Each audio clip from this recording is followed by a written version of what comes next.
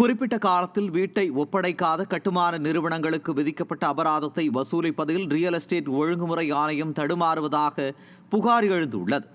வீடு மனை விற்பதில் ஏற்படும் பிரச்சனைகளை தீர்க்க ரியல் எஸ்டேட் ஒழுங்குமுறை சட்டம் கடந்த 2016 ஏற்படுத்தப்பட்டது. பதிவு செய்யப்பட்ட திட்டங்களில் குறிப்பிட்ட காலத்தில் வீடு ஒப்படைக்கப்படாத நிலையில் பணம் செலுத்தியவர்கள் ஆணையத்தில் புகார் செய்யலாம்.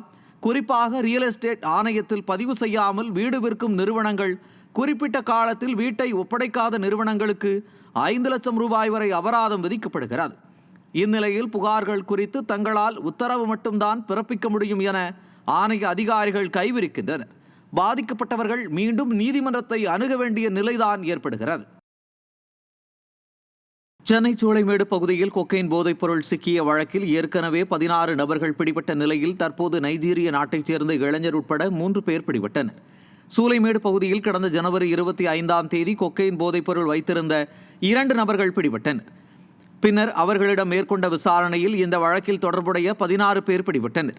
மேலும் அவர்களிடமிருந்து 60 கிராம் கொக்கைன், 1.5 கிலோ கஞ்சா, 2 கிராம் கஞ்சா ஆயில் மற்றும் 3 கிராம் ஓஜி கஞ்சா சிக்கியது. இந்நிலையில் தற்போது இந்த வழக்கில் தொடர்புடைய புருஷோத்தமன் ராம்குமார், நைஜீரியா நாட்டைச் சேர்ந்த எகோ நதானியேல் சிபுசோர் ஆகிய 3 பேர் பிடிபட்டனர்.